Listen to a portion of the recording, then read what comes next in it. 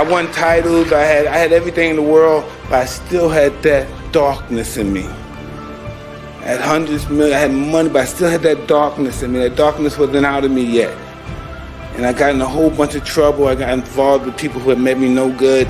And I lost a lot of money. I kept getting lawsuits. Lawsuits this, lawsuit here, lawsuit here. Now, most of my money I've tricked off on lawsuits.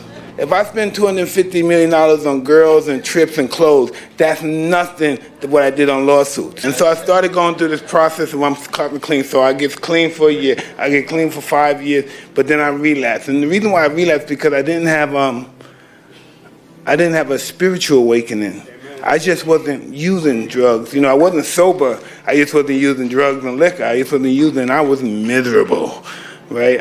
So eventually I received that spiritual awakening. I'm not perfect yet, but I'm just trying to get this stuff on track. And I'm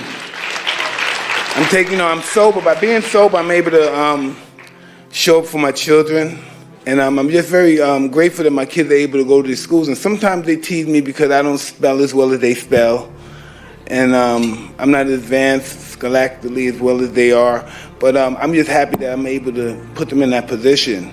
I chose I was going to be different. I wasn't going to live that life anymore.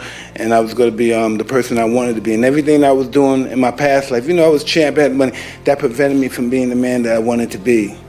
And I could pretty much say I'm on the course of being the person I want to be. I have dignity, I have self-respect, and anybody can just look at me and see what I'm doing.